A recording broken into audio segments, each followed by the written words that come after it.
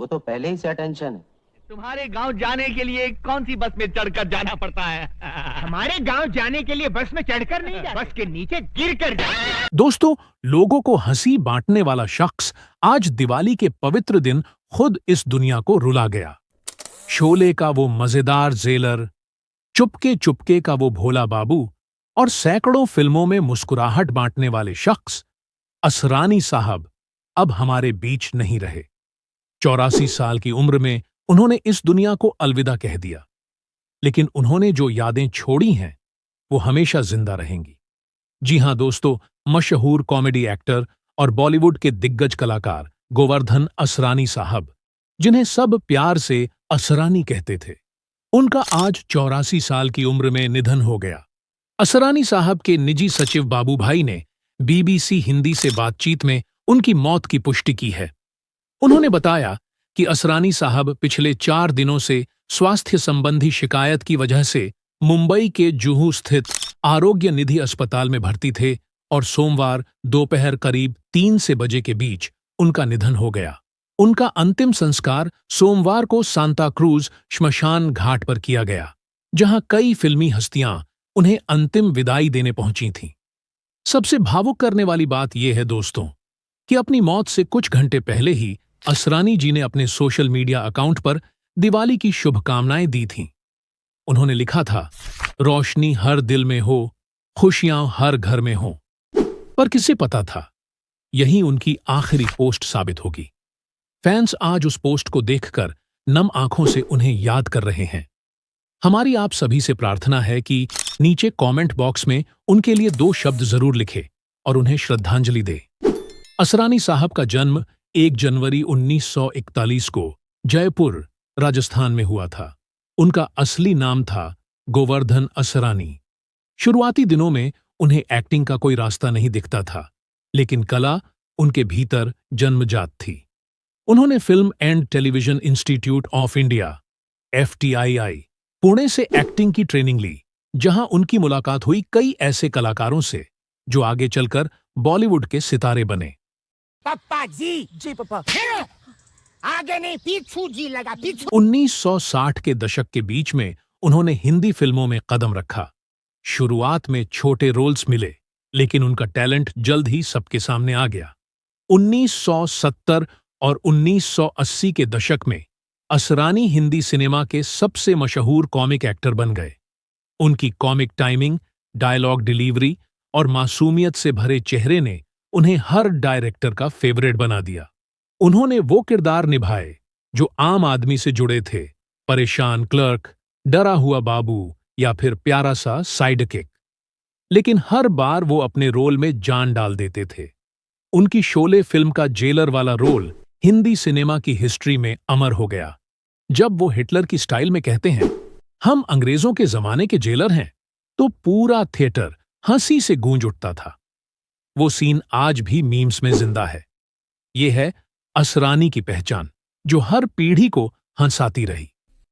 भैया ये बम्बई है माया नगरी, यहाँ अच्छे अच्छों के तबले बज चुके हैं, तुम्हारा भी बज जाएगा है? दोस्तों, असरानी ने अपने करियर में 350 से ज्यादा फिल्मों में काम किया। उनके नाम पर दर्जनों ब्लॉकबस्टर हिट्स हैं। शोले, चुपके चुपके, अभिमान, अंदाज अपना अपना, दिल, हम और बहुत कुछ।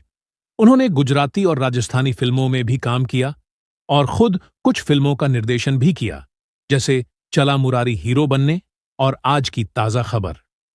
उन्होंने अपने द्वार के कई महान कलाकारों के साथ काम किया, महमूद, राजेश खन्ना, अमिताभ बच्चन, धर्मेंद्र, गोविंदा और सलमान खान तक। राजेश खन्ना और असरानी साहब की दोस्ती फिल्मी गलियारों में मशहूर थी।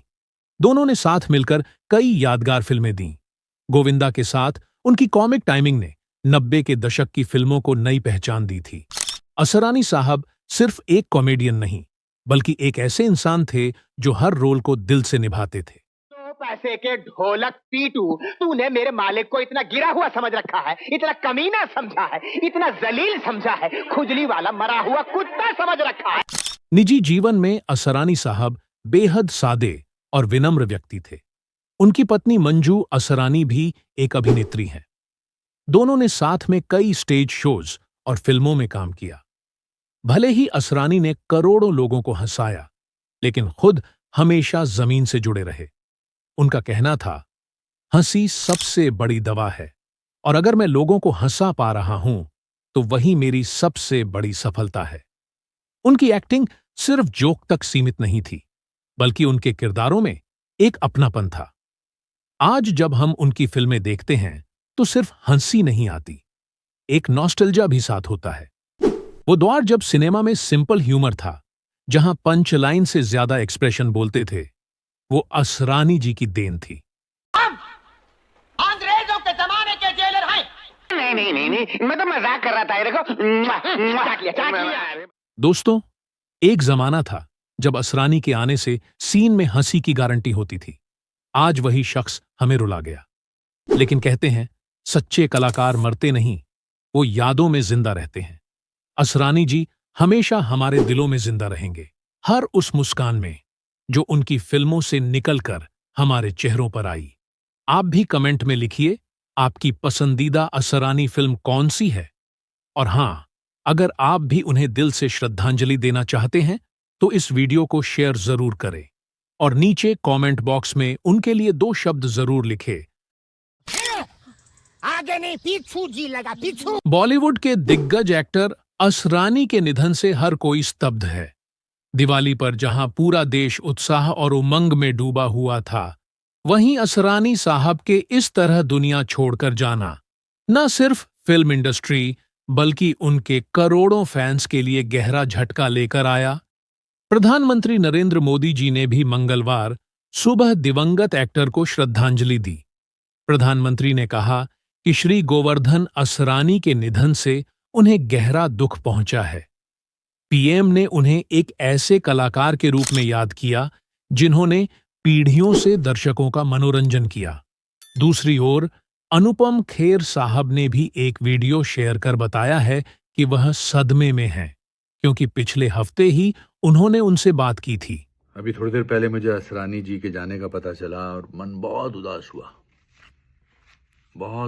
क्योंकि लास्ट वीक मेरी उनसे बातचीत हुई थी। वो मेरे एक्टिंग स्कूल में आके क्लास लेना चाहते थे, मास्टर क्लास लेना चाहते थे, एंड वो ट्रैवल कर रहे थे, कह रहे थे मैं शूटिंग कर रहा हूँ। उन्होंने करीब 3 मिनट का एक वीडियो शेयर किया है। अनुपम ने बताया है कि अभी पिछले हफ्ते ही उनकी असरानी से बातचीत हुई थी। उन्होंने खुलासा किया कि असरानी ने अनुपम खेर के एक्टिंग स्कूल में एक मास्टर क्लास आयोजित करने की इच्छा जाहिर की थी। अनुपम खेर ने वीडियो शेयर करते हुए सोशल मीडिया एक्स पर कैप्शन में लिखा, प्रिय असरानी जी, अपने व्यक्तित्व से दुनिया को एक बेहतर जगह बनाने के लिए धन्यवाद। पर्दे पर और पर्दे के पीछे हम आपको याद करेंगे, लेकिन सिनेमा और लोगों को हंसाने की आपकी क्षमता आपको आने वाले वर्षों तक जीवित रखेगी। कई लोग उन्हें एक बेहतरीन हास्य अभिनेता के रूप में जानते हैं, लेकिन बहुत से लोग यह नहीं जानते कि वो FTII में शिक्षक भी थे। उन्होंने कई दिग्गज कलाकारों को पढ़ाया था। कभी किसी ने नहीं सोचा था कि जो इंसान जिंदगी भर सबको हंसी बांटता रहा, वो एक दिन हमें आंसुओं में छोड़ जाएगा। वो असरानी, जिसकी एक झलक से सिनेमा हॉल में हंसी की लहर दौड़ जाती थी, आज वही इंसान सन्नाटे में खो गया। लेकिन कहते हैं ना, सच्चे कलाकार मरते नहीं, बस पर्दे के पीछे चले जाते हैं। दोस्तों, आप भी नीचे कमेंट बॉक्स में 2 शब्द जरूर लिखें। अरे जब अपना धंधा ही हो गया तो मैं जाके क्या करूं? लुका पट्टा, एक तो टांग पर टांग डाला, ऊपर से हिला भी रहा है। ये मेरी टांग है, मैं इसको हिलाऊं या नचाऊं तुमसे मतलब? और नहीं हिलाऊंगा तो लोग मुझे मरा हुआ समझ के शमशान घाट में पटक आएंगे। आपको नहीं मालूम ये गांव वाले किस बुरी तरह से हमारे मरने का इंतजार कर रहे हैं।